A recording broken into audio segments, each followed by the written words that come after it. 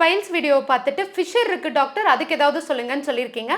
அதுக்கு முன்னாடி ஃபிஷர்னா என்ன அப்படின்னு சொல்கிறேன் பாருங்கள். இதுதான் உங்களுடைய மலத்வாரம். இந்த மலத்வாரத்தில் பிளவு, அதாவது எப்படின்னா, இப்போது இதில் பார்த்தீங்கன்னா இப்படி ரெண்டாக பிரியுது பாருங்கள், இதை தான் நம்ம பிளவுன்னு சொல்லுவோம், ஃபிஷர்னு சொல்லுவோம். இப்போது இந்த மாதிரி பிளவு இருக்கும்போது டைட்டானிக் கப்பல் எப்படி ஐஸ் கட்டி அப்படியே பொழந்துட்டு வந்துச்சோ அந்த மாதிரி இது விரிஞ்சிட்டு வருங்க. மோஷன் நல்லா போகும்போது அழுத்த இது அதிகமாக அப்படியே விரிய ஆரம்பிக்கும். ஸோ இந்த மாதிரி மோஷன் போகும்போது பார்த்திங்கன்னா அப்படியே லைனாக பிளட் இருக்கிற மாதிரி இருக்கும். சம்டைம் ட்ராப்பாகவும் இருக்கும்.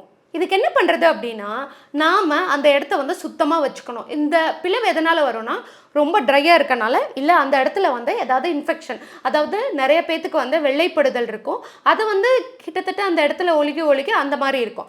ஆண்களுக்கு வர்றது லாங் சிட்டிங் இருக்குது, ஹீட் அதிகமாக இருக்குது, ட்ரையாக இருக்குது, அந்த இடத்துல ஏதாவது இன்ஃபெக்ஷன் இருக்குது அப்படின்னா அது கொஞ்சம் கொஞ்சமாக வெடிச்சு மோஷன் நம்ம ரொம்ப முக்கி போகும்போது அதிகமாக கிட்டத்தட்ட 2 சென்டிமீட்டர் வரைக்கும் நான் சில பேஷண்ட் பார்த்ததுண்டு. ஸோ இந்த மாதிரி இருக்குன்னா முதல்ல மோஷன் டைட்டாக போகாமல் பார்த்துக்கணும். அதுதான் ரொம்ப ரொம்ப முக்கியங்க.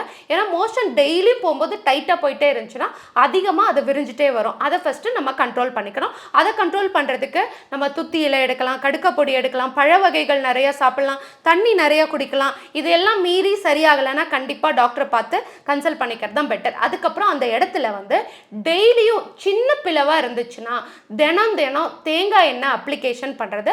அதே போல் சிட்ஸ் பாத், இந்த மாதிரி டப்பு வச்சு கொஞ்சமாக சுடு தண்ணி போட்டு கொஞ்சம் டெட்டால் போட்டு அதில் ஒரு 5 மினிட்ஸ் உட்காந்துட்டு நல்லா வாஷ் பண்ணுறது.